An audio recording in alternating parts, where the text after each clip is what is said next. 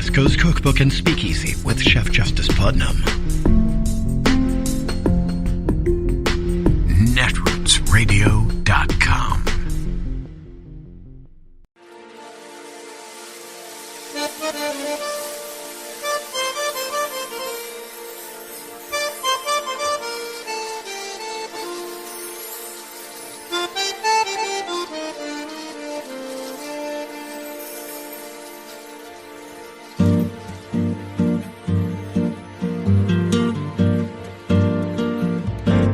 Je voudrais du soleil vert, des dentelles et des théières, des photos de bord de mer, dans mon jardin d'hiver.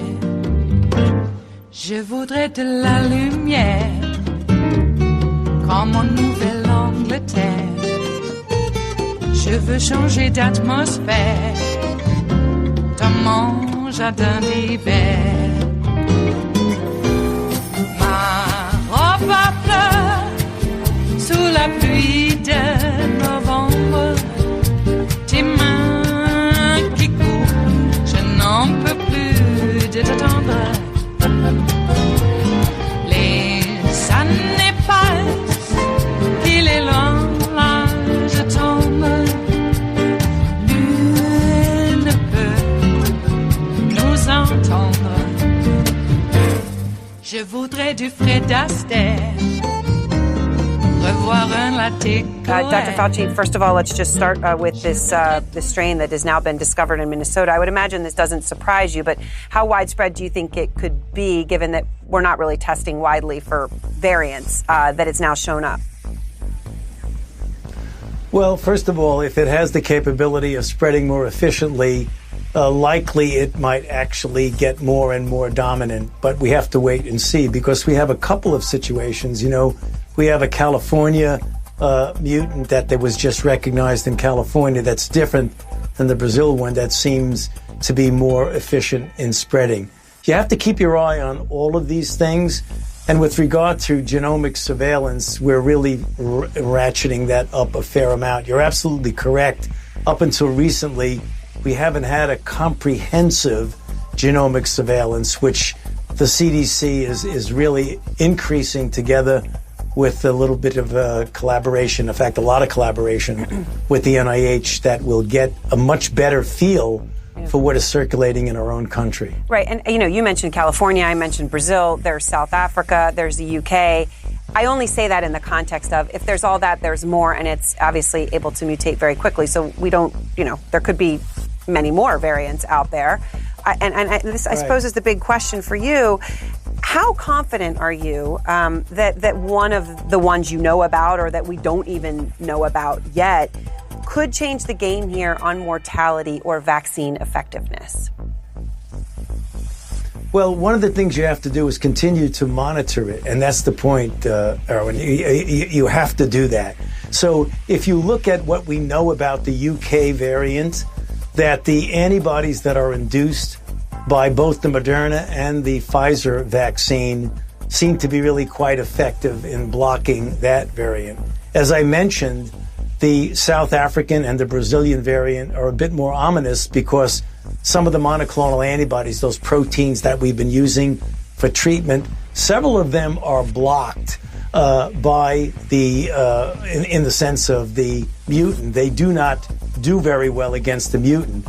When you put the vaccine-induced antibodies, it's diminished when you're dealing with South Africa and Brazil, but mostly South Africa. We haven't looked at Brazil as carefully as South Africa. Although it's been diminished somewhat, it's still well within the cushion range of being an effective vaccine. So the good news is the vaccines as they exist now still would be effective against the mutants. The sobering news is what I think you were alluding to, that as you get more and more replication, you can get more and more evolution of mutants, which means you've always got to be a step ahead of it, which is the reason why two things need to be done. One, you've got to increase your surveillance, and you've got to have the flexibility. The way we're doing with the South African isolate is essentially making a version of the current vaccines by allowing us to perhaps give a boost sometime in the future, months from now, to be able to cover those mutants. So you got to always stay a step ahead of the game because the virus continues to mutate. One more comment that I think people need to understand. The best way you prevent the evolution of mutants is to suppress the amount of virus that's circulating in the population. And the best way to do that is to get as many people vaccinated as quickly as you possibly can. So let me ask you, you've spoken out now, I know, Dr. Fauci, about some of your frustrations about President Trump, receiving information that you say was based on no data. We all remember, infamously when people said, where are you getting your numbers? And he said, here in my head, and gestured his head. I remember talking to Dr. Scott Atlas on this show, and he was talking about how, no issue with people not wearing masks at crowded rallies. Obviously, he had promoted the controversial idea of herd immunity to the president, and herd immunity not via a vaccine, right, via transmission.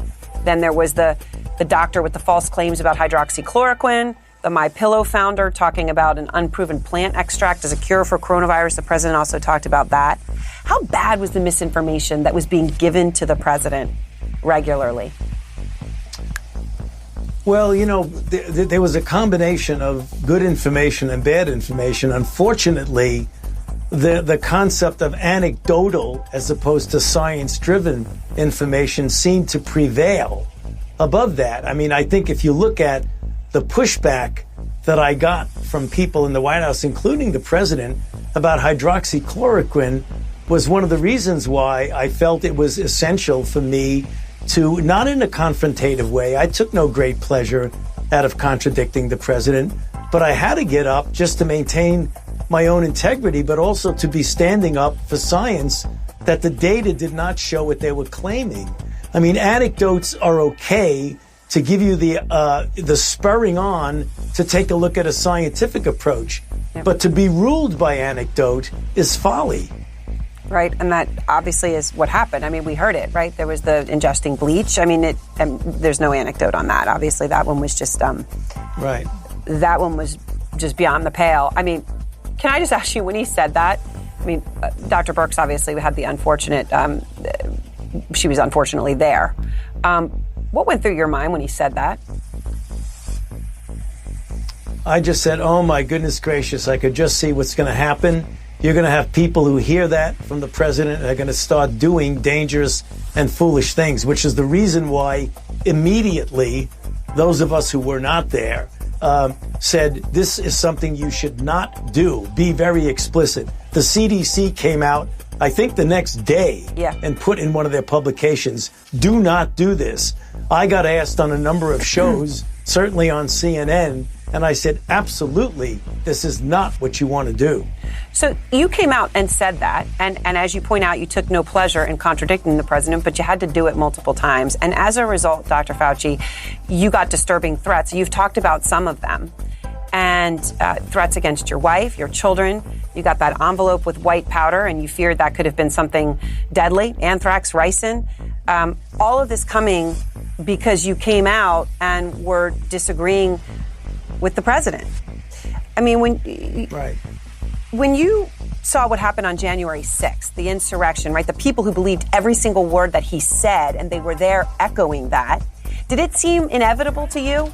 Because you had firsthand experienced the threats of violence? Yeah, well, it did. In fact, what it did to me is to just underscore the intensity of the divisiveness in our society. Because if merely articulating a commonly held public health message of something that every public health official in the country would agree with, because I articulate that publicly, if that triggers death threats against me, harassment of my family, my children and my wife, somebody sending me an envelope with powder that explodes in my face to scare me and my family, boy, that tells you the depth of the divisiveness. And then January 6th, to me, was like, oh my goodness, here it is in its ultimate. It's purely a reflection of divisiveness that is so deep that it's disturbing. And to me, as a person who,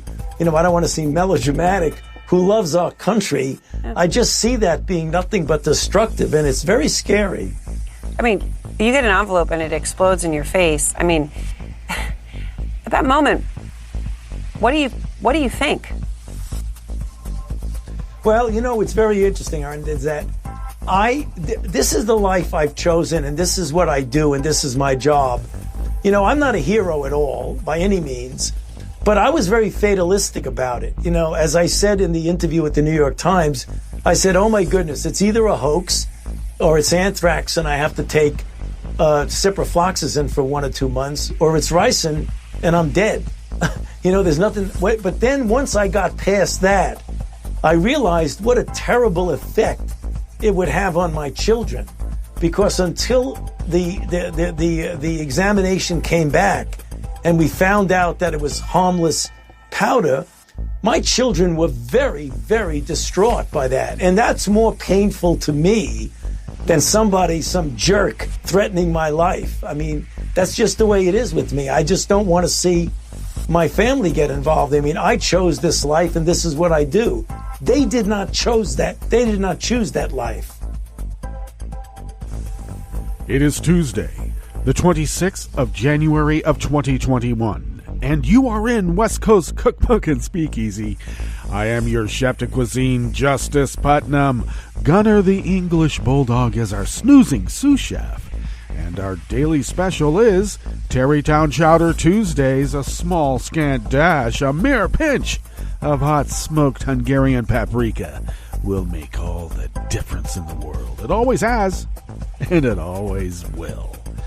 Hey, Mike Lindell has been kicked off Twitter for lying through his teeth.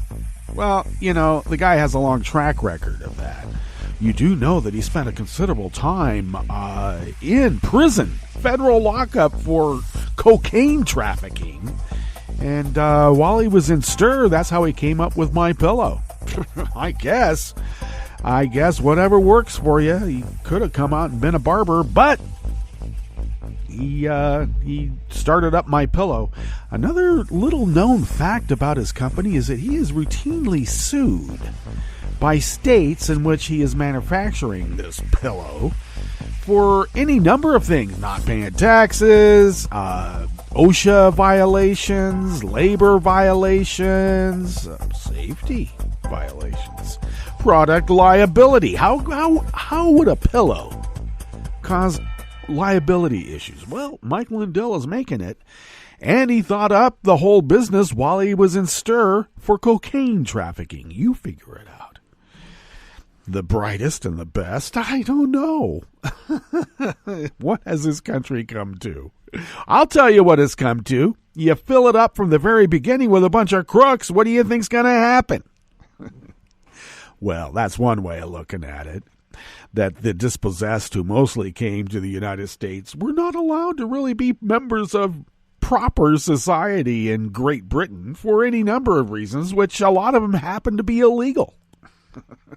A lot of illegal reasons. So they came to America. And in the process, we tried to make, well, a more perfect union. You know, let's just keep making it more perfect, because it isn't always perfect. Okay? That was the first thing that we learned, and it might have come from our larcenous past. That we would want to, well, better ourselves so that we don't have to keep stealing from our neighbors. Okay? Maybe that's not really the nice way to live in a neighborhood. Keep stealing from each other. Pretty soon you might have to erect walls around your own house. A man's home is his castle. In America, urban planning, even rural planning, you kept your front yard open to, you know, the public. Hi. Sat in your porch, said hi to people as they're walking by. There's no walls around our domiciles. People who do that, well, I would call them reductionists. Other people would call them reactionaries. And they would be correct, indeed. Oh, boy. What else? You know, Putin's been rattling his sabers, and he's pretty mad about Navalny getting, a lot of press, positive press at that. Trying to stop the protests that are springing up around the country. Yeah, the small ones in like small little, out of the way Siberian towns are drawing several thousand people in protests for Navalny. And it is quite interesting to watch all the anti-Navalny, I'll call it propaganda. Why don't we call it that? The anti-Navalny propaganda, any number of things, to sort of sully him as a person and a politician, his character. They're not calling him a pedophile, but they are sort of calling him maybe a terrorist, okay? Or a racist. As if Putin's not a racist himself. So if Putin is and his minions are calling Navalny racist, it means that Putin's a racist. Same as it is here. The people who get the most pissed off when you start talking about white nationalism are white nationalists, Rand Paul. And what is Glenn Greenwald's deal with white nationalists? Why does he always go on Tucker Carlson? He was even defending Rand Paul this morning. Okay? Taken on Blinken, one of the nominees for Joe's cabinet. Apparently, he's been an architect for regime change in Syria and other places. And Glenn Greenwald just doesn't like that. Maybe there should be some regime change with the dictators that are there. Why is Glenn Greenwald, using Rand Paul as a vehicle, of course, lambasting the taking out of corrupt authoritarians? Violent, murderous authoritarians. Why? He talks a big game about free speech. Yeah. Well, what about human rights, you freak? Glenn Greenwald gets a contract editor at the New York Times suspended or fired for merely saying that she had chills watching Biden's plane land because, our nightmare is over from this fascist regime. And apparently that wasn't showing enough objectivity. And so she had to go. And yet they still have any number of other freaks, right-wing freaks, telling lies that they have to make corrections for, and those people are still there. The editor, too. And Glenn Greenwald was instrumental in getting her out. He's got a problem with women, Oh, they showed emotion. They have to go. Yeah, he's a woman hater. Makes sense. Okay? Just makes sense. But he hates a lot of stuff, and I hate Rand Paul because he's a quack. And I'm beginning to hate Glenn Greenwald, and I don't even believe in hate. And these people have driven me to their construct of the cosmology that we exist in now. I'm not going to accept it, but in this situation, it's much easier just to say, God, I hate that guy. And once you've been around Glenn Greenwald for a while, even just, distant like we normally are, just reading his drivel, boy, you come to it at some point. Sort of like it happened with me with Jimmy Dore, except it happened a lot quicker with Jimmy Dore. Jeez. Now, I'm sorry. I know that there are some people out there that really like Jimmy Dore, and they came, and a few listeners from years ago said, you should carry Jimmy Dore. He's pretty funny. So I listened to his show a little bit, and I thought, yeah, the guy's got, some pretty good production values here, and, he's got a good lineup, and, we'll do it. And then I listened to his show over time, and I could not stand it. It was antithetical to everything we're trying to do here at Netroots Radio. And what is that? Well, it's an extension of the Daily Kos axiom of finding more and better Democrats and getting them elected. In our way, we are trying to get out the vote. We're trying to appeal to hearts and minds in an entertaining fashion, such as it is. I guess it's entertaining. I don't know. Anyway, we try. We try to do our part in advancing what this great experiment can be. And so Jimmy Dore, Glenn Greenwald, they call themselves liberals. Now, I've heard them described as the far left. I would not put Glenn Greenwald in that position. And Jimmy Dore, I don't know. I think he's an agent provocateur. I don't know about that guy. What I do know is that, God, he bugs the hell out of me. All right. And I also have another. I think we should make some rules of thumb.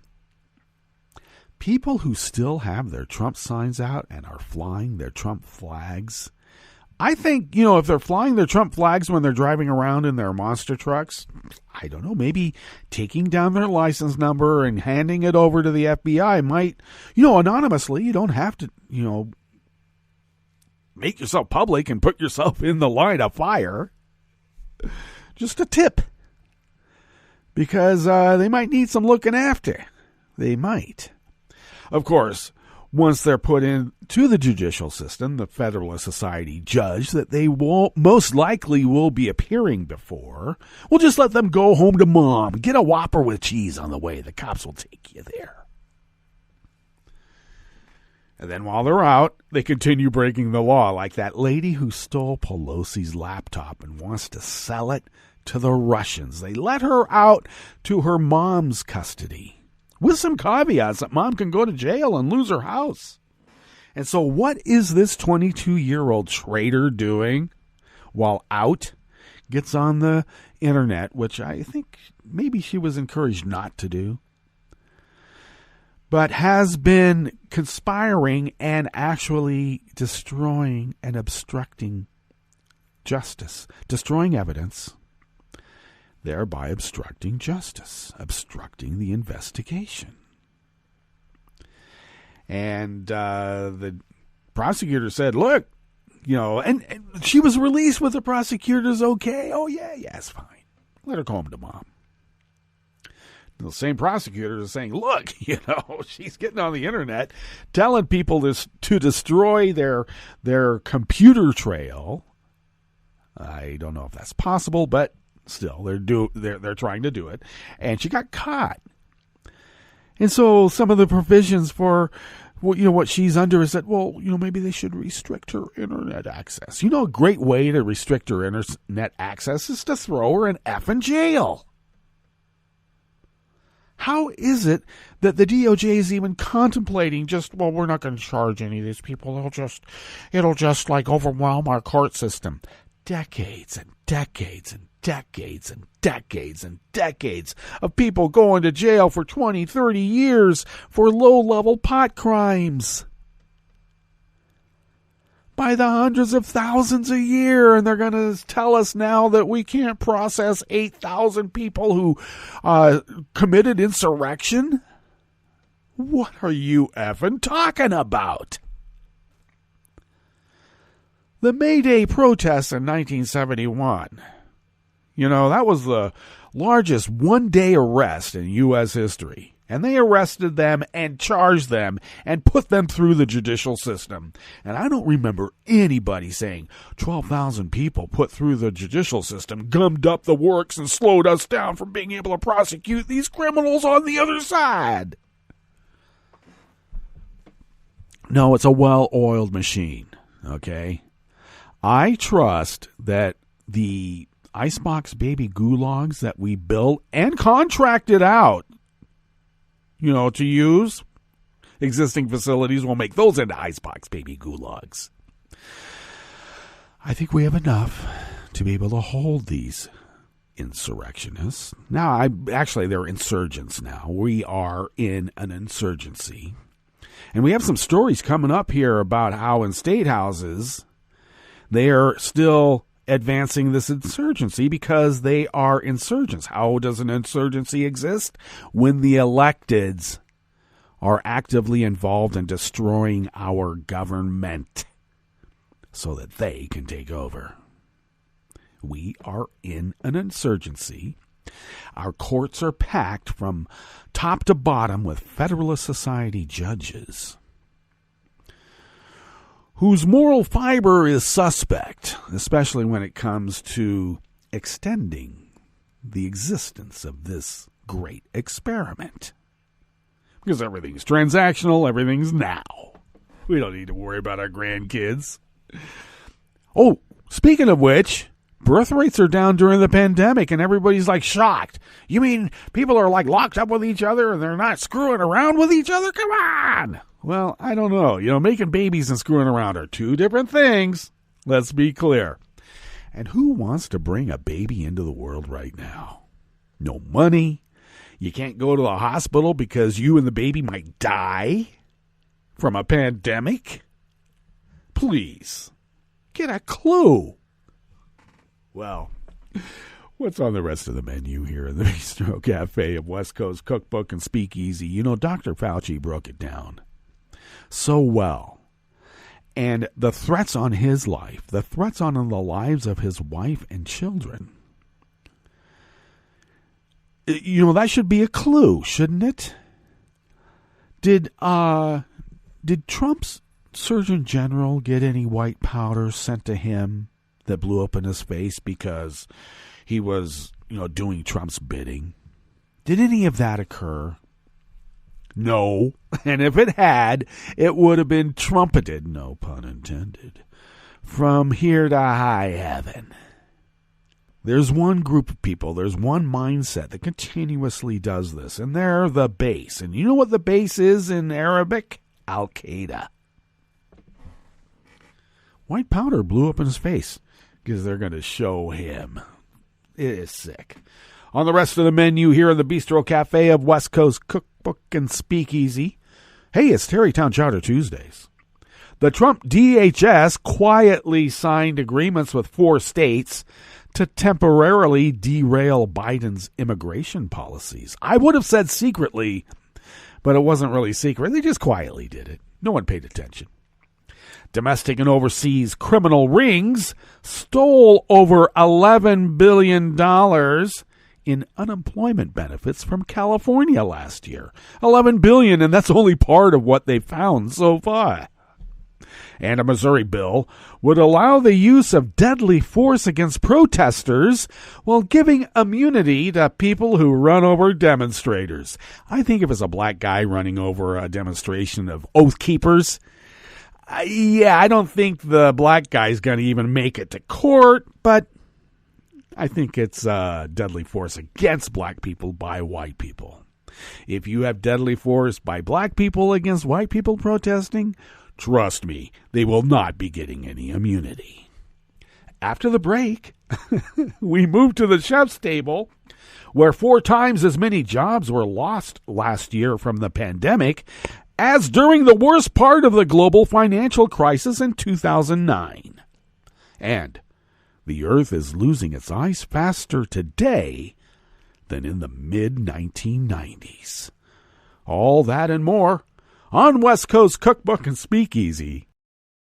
Bon appetit.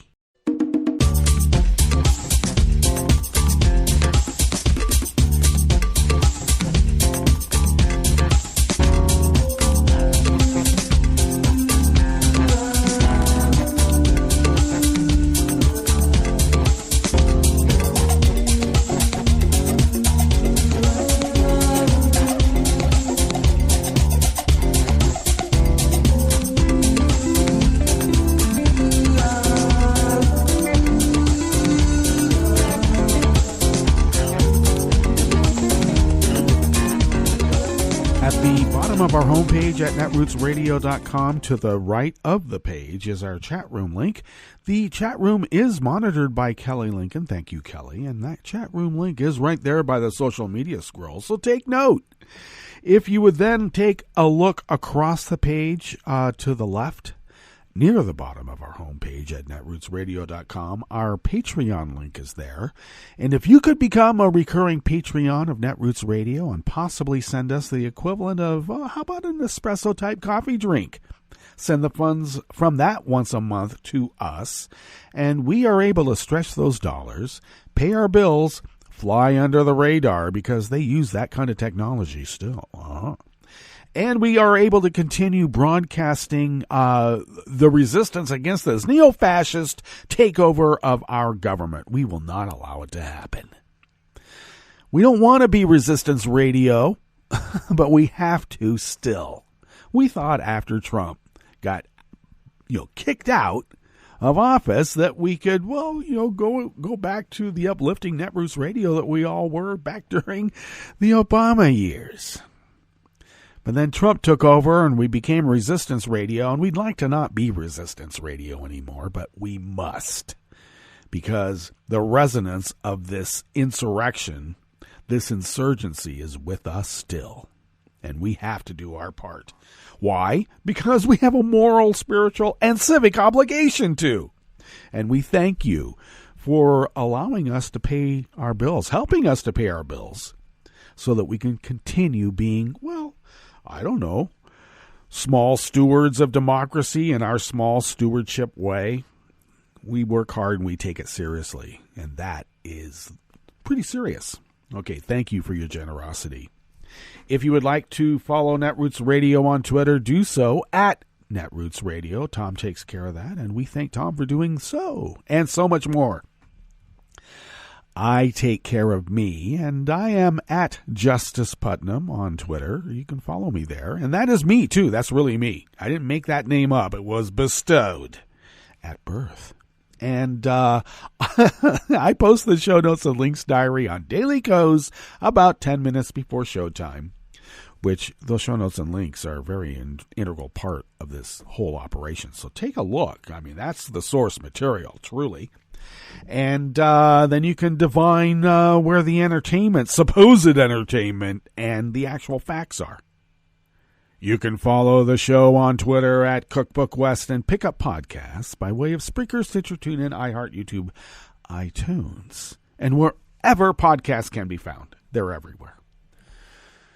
Okay, let us now tuck into this first offering here in the Bistro Cafe of West Coast Cookbook and Speakeasy. Comes out of the Associated Press by Elliot Spaggett. During the Trump administration's final weeks, the Department of Homeland Security quietly signed agreements with at least 4 states that threatened to temporarily derail President Joe Biden's efforts to undo his predecessor's immigration policies. You know, the racist policies that are now apparently hard to get out of because the DHS can just ignore everything that this president says. Because what is the DHS? Well, I don't know. It's more than just the gin and tonic talking with those guys. They don't even need the gin. The agreements say Arizona, Indiana, Louisiana, and Texas are entitled to a 100-day consultation period before executive branch policy changes take effect. Now, the Biden administration rejects that argument on grounds that immigration is solely the federal government's responsibility under the Constitution. Former President Donald Trump, and I guess we'll start using his name since, that honorific president, now that it's former, because in the Netroots Radio Style Manual, we stipulated that the use of the P word would not be applied to this guy, ever. But as former, maybe we will just have to change the style manual now. Well, former President Donald Trump relied heavily on executive powers for his immigration agenda because he was unable to build enough support for his policies in Congress. But now that there's a Democratic president and he has all the agreement that he needs, it's not going to be enough. It never is, and it never will be. Because we are nullified from being able to govern for some reason and somehow. Well, of course, now some of Trump supporters say Biden is going too far in doing the same to reverse them because executive orders for thee, but not for thou. The first legal test is in Texas, where the Republican governor and attorney general are challenging the Democratic president's 100-day moratorium on deportations, which took effect last Friday. The Homeland Security Department told lawmakers shortly before Biden's inauguration last week that it reached 9 agreements, mostly with states, according to a congressional official speaking on condition of anonymity to discuss information that is not yet publicly available. The department declined to comment, citing the lawsuit. There's always that. The Trump administration, usually eager to trumpet immigration enforcement, stayed publicly quiet on the agreements, which were first reported by BuzzFeed News. The 9-page agreements, known as Sanctuary for Americans' First Enactment, or SAFE, are expansive. You know, sort of like in The Marathon Man, is it safe? Zell, it's Zell. Is it safe?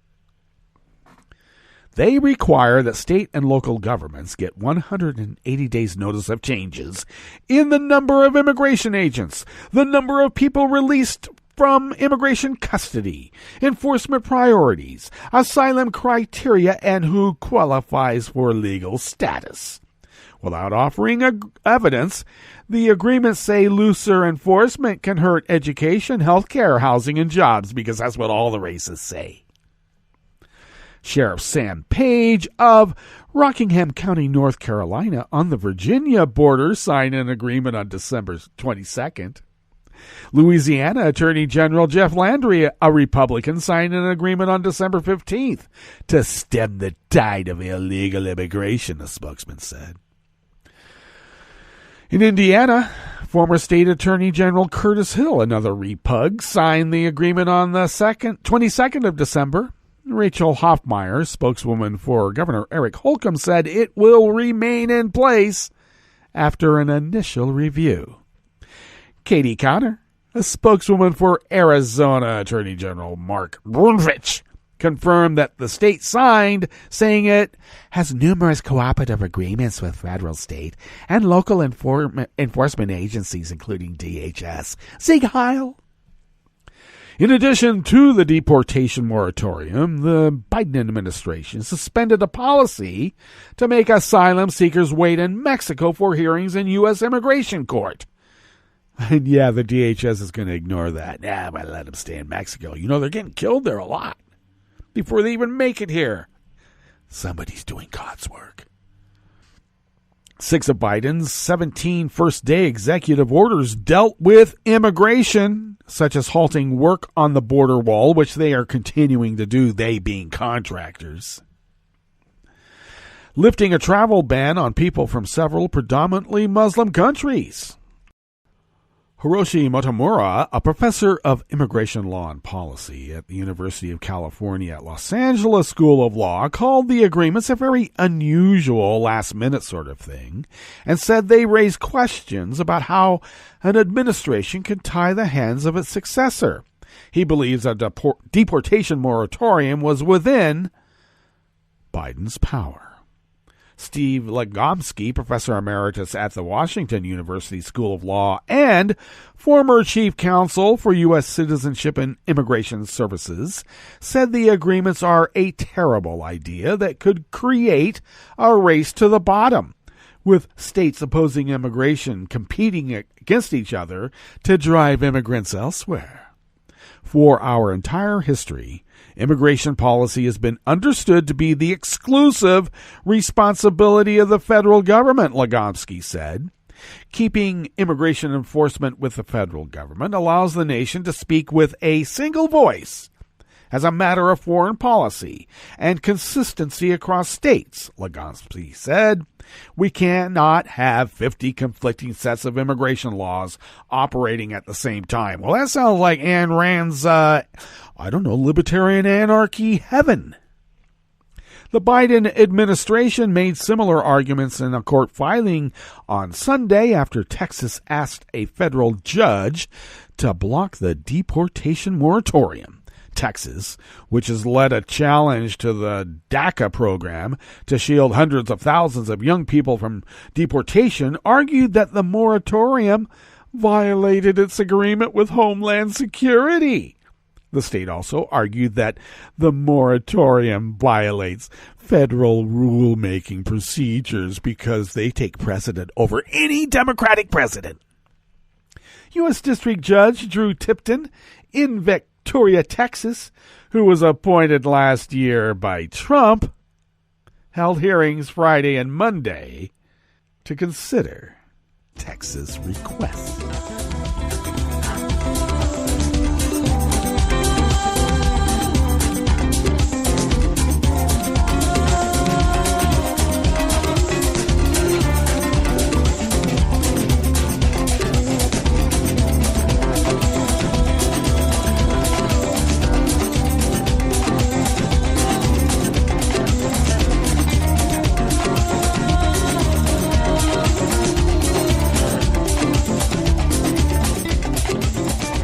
Michael R. Blood of the Associated Press brings us this next offering here in the Bistro Cafe of West Coast Cookbook and Speakeasy.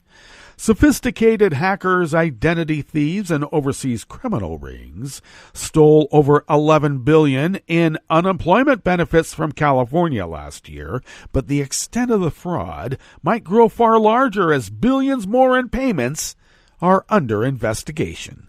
California Labor Secretary Julie Su told reporters in a conference call yesterday, Monday, that of the $114 billion the state has paid in unemployment claims, about 10%, or $11.4 billion, have been confirmed as fraudulent. Nearly $20 billion more, another 17%, is considered suspicious, and a large part of that could be found to be fraud, she said. There is no sugarcoating the reality. California did not have sufficient security measures in place to prevent this level of fraud, and criminals took advantage of the situation, Sue continued. Nearly all of the fraudulent claims were made through the federally supported Pandemic Unemployment Assistance Program. The program was approved by Congress to provide unemployment benefits to people during the coronavirus pandemic who are usually ineligible to receive them, such as independent contractors. But officials say its broad eligibility requirements made it an easy target of criminals, including from Nigeria and Russia.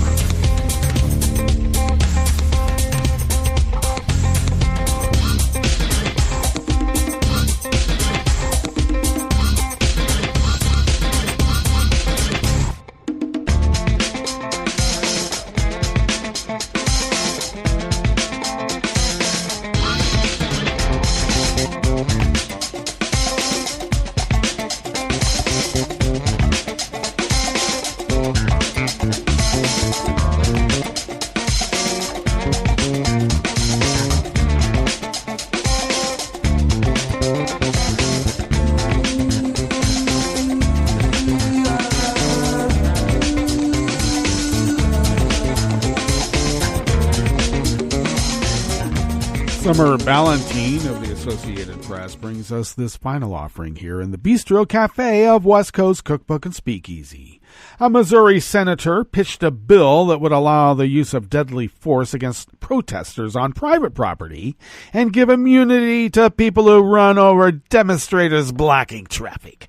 The proposal is one of several that follows sometimes violent protests in Missouri last summer over the death of George Floyd in Minneapolis police custody, including demonstrations that blocked traffic on busy roads in the St. Louis area. The Harrisonville Republican said blocking traffic can be dangerous if it stops ambulances or police from responding to emergencies. So I guess just private citizens can run over people to clear the roads, huh? Is that what it is? If this bill is enacted, it would vilify nonviolent protesters, Reverend Darrell Gray, Missouri civil rights leader, said. I don't believe that any members of this august body would deliberately seek to shield drivers who willfully choose to run over protesters. Breton's bill targets unlawful assemblies on a number of fronts, including making it a felony crime to block traffic as part of a protest. It also would expand misdemeanor harassment laws to include causing emotional distress during protests, like going to a restaurant or going by a restaurant and saying, "You guys are fascists." People can't even go to have a nice meal without being harassed or run out, Breton said. I wanted to ensure that people are able to go and enjoy their freedoms and liberties just like anyone else should be able to, without having to put up with all these protests on racism and police killings of black people. Why do we have to think like that? Why? Government employees convicted of participating in unlawful assemblies could no longer be paid and would be stripped of all other employment benefits. Oh, nice little democracy you got there. Be a shame if something happened to it now. Okay, that takes us to our break. And when we get back from that break, we will go through weather from around the world. and we will finish up with the stories that we have curated for you today. You are listening to West Coast Cookbook and Speakeasy, and we will be right back. You are listening to netrootsradio.com. Please hang up and try again.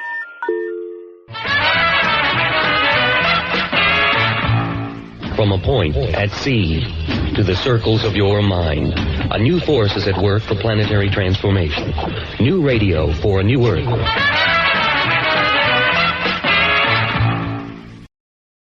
This is an important message from the U.S. Department of Health and Human Services. When it snows this winter, make sure you clear more than your driveway. Before you hit the road and before you get in the driver's seat, check to be sure that your vehicle's tailpipe is clear of snow. If the tailpipe is blocked, carbon monoxide, an odorless, colorless, and deadly gas produced by your engine can build up quickly inside your vehicle, poisoning anyone inside. To learn more, call 1-800-CDC-INFO. That's 1-800-232-4636. Hi, it's Tom. Could we humbly suggest your donation to netrootsradio.com? All we've got to run this 24-hour powerhouse of progressive resistance radio is what comes out of our own wallets. And you are our biggest donor. It doesn't take much, $3, $5. Just go to the bottom of our netrootsradio.com page and hit our secure donate button. Heck, you can even make a recurring contribution, and you'll get a wondiferous pair of Netroots radio stickers for application to your backpack, your bumper sticker, or your banjo. Well, it's up to you which backpack you want to put it on. So donate what you'd like at the bottom of our netrootsradio.com's homepage, because you are our biggest donor. netrootsradio.com. Together, we are Resistance Radio.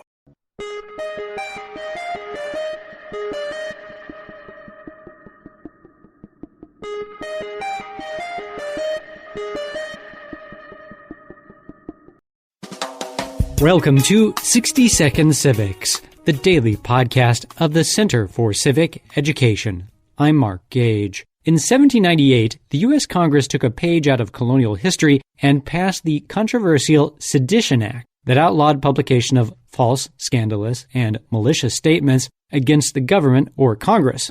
The Alien Acts, which passed in the same year, gave President John Adams, a Federalist, the power to force foreigners to leave the country if he considered them dangerous. These laws outraged Republicans, especially after Federalist judges fined and jailed several Republican newspaper editors and a member of Congress under the Sedition Act. The Alien and Sedition Acts helped mobilize Republicans for the presidential election of 1800. The Sedition Act expired in 1801, and the new president, Thomas Jefferson, pardoned those prosecuted.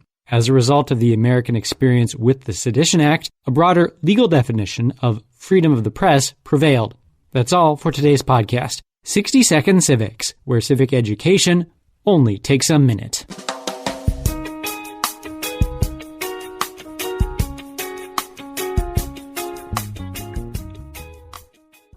I'm Rick Smith, and this is Labor History in 2.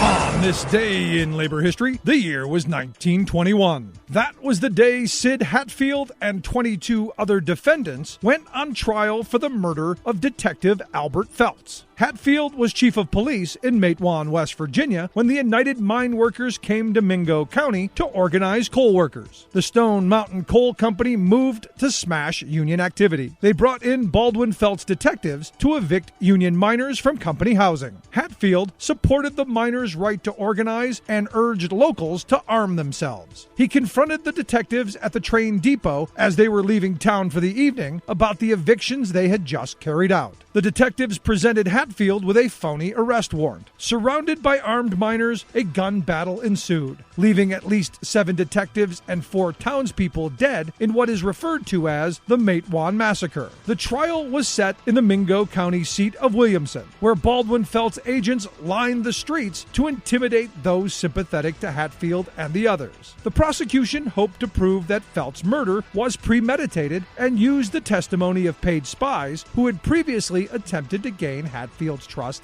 and friendship. According to historian James Green, author of The Devil is Here in These Hills, the ACLU had advised defense attorneys to turn the trial into a prosecution of the coal operators by introducing in evidence the entire record of their conspiracy to deny the citizens of West Virginia of their legal rights. The defense successfully discredited these paid agents and won acquittal. When Hatfield and his deputies arrived back in Matewan, they were greeted as heroes by the entire town. Hatfield, however, had a target on his back and would be gunned down a year later, sparking a coal war which ended with the Battle of Blair Mountain. Like what you hear? Check out more at laborhistoryin2.com.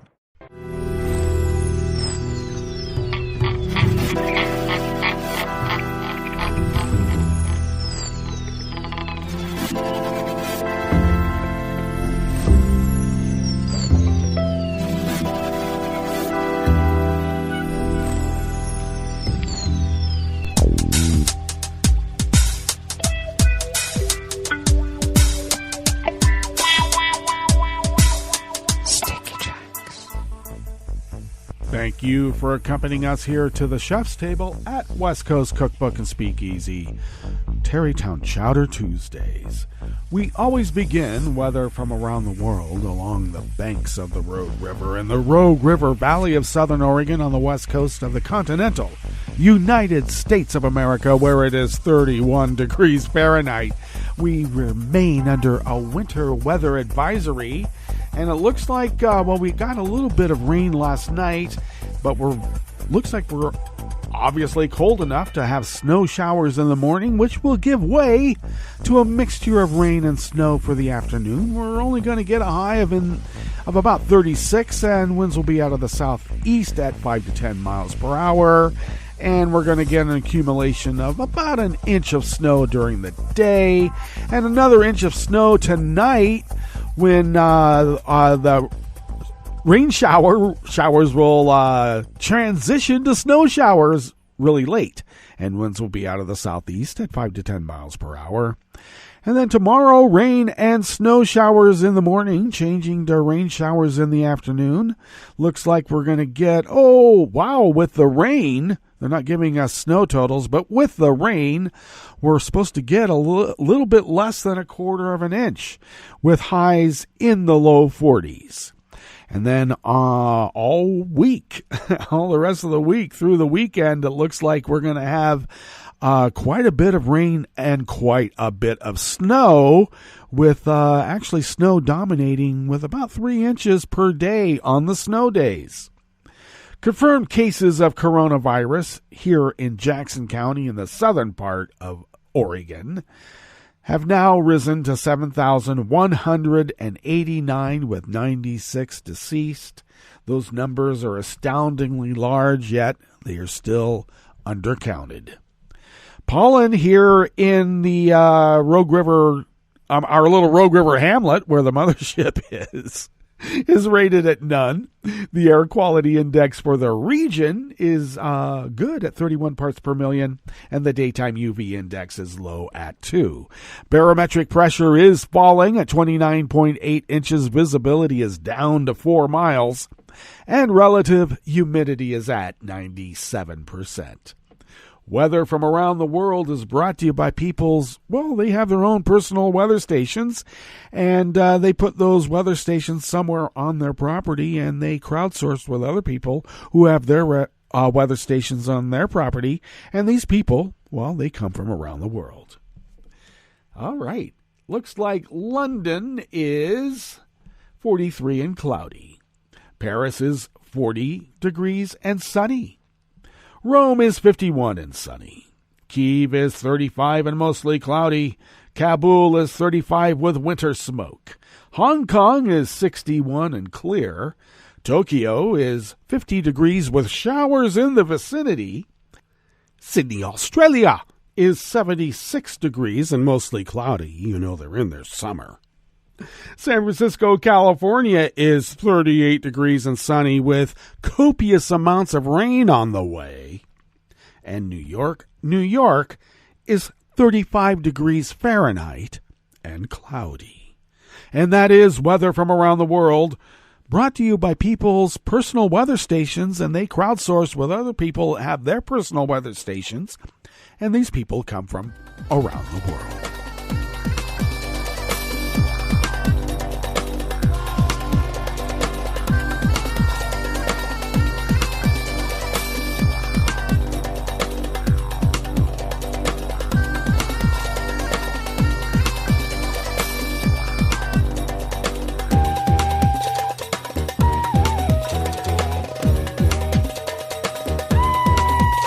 Anonymous Associated Press staff bring us this first amuse-bouche here at the chef's table at West Coast Cookbook and Speakeasy.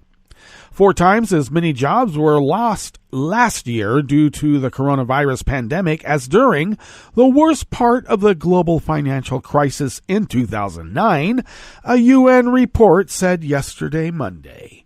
The International Labor Organization estimated that the restrictions on businesses and public life destroyed 8.8% of all work hours around the world last year. That is equivalent to 255 million full-time jobs, quadruple the impact of the financial crisis over a decade ago. The United Nations agency noted that most people who lost work stopped looking for a job altogether, likely because of restrictions on businesses that hire in big numbers like restaurants, bars, stores, hotels, and other services that depend on face-to-face interactions. The drop in work translates to a loss of $3.7 trillion in income globally, what the UN called an extraordinary figure, with women and young people taking the biggest hits.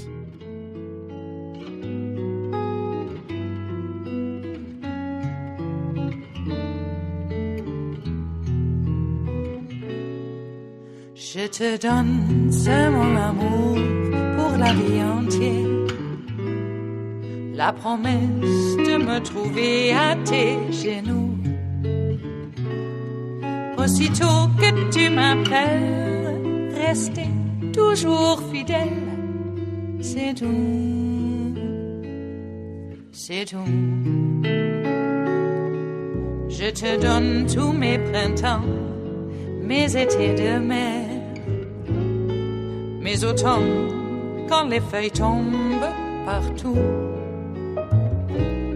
Si ce n'est pas une bonne affaire, je te donne tous mes hivers. Yoreth Rosen of Reuters brings us this final amuse-bouche here at the chef's table at West Coast Cookbook and Speakeasy.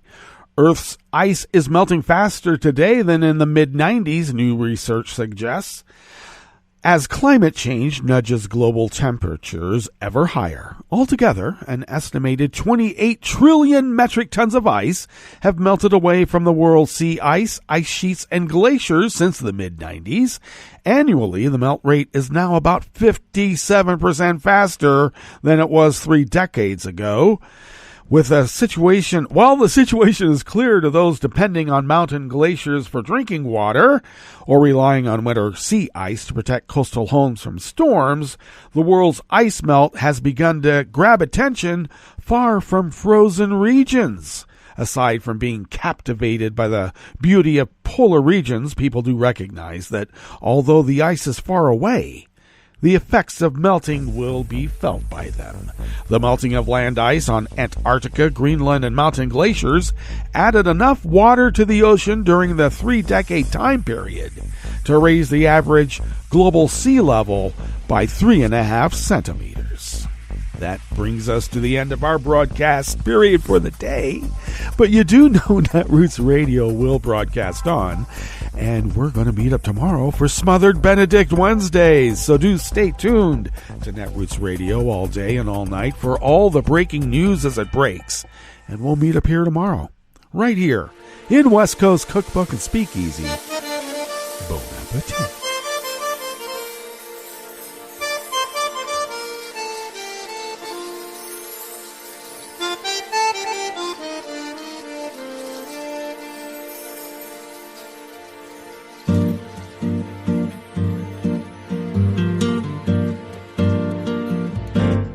Je voudrais du soleil vert, des dentelles et des théâtres, des photos de bord de mer, dans mon jardin d'hiver. Je voudrais de la lumière, comme en Nouvelle-Angleterre. Je veux changer d'atmosphère, dans mon jardin d'hiver. Ma robe à fleurs, sous la pluie de novembre, tes mains qui courent, je n'en peux plus de t'attendre. Les années passent, qu'il est loin, là je tombe. Nul ne peut nous entendre. Je voudrais du Fred Astaire, revoir un latte Goël. Je voudrais toujours te plaire, dans mon jardin d'hiver. Je veux déjeuner par terre, comme au long de golfe clair, t'embrasser les yeux ouverts, dans mon jardin d'hiver. Ma robe à fleurs, sous la pluie de novembre, tes mains qui courent, je n'en peux plus de t'attendre.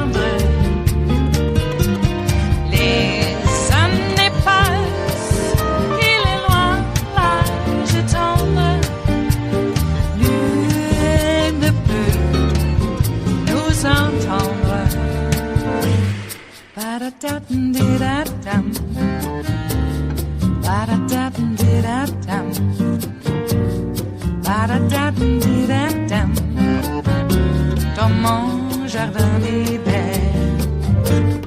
Ba-da-da-dum-di-da-dum, ba-da-da-dum-di-da-dum, ba-da-da-dum-di-da-dum, dans mon jardin d'hiver.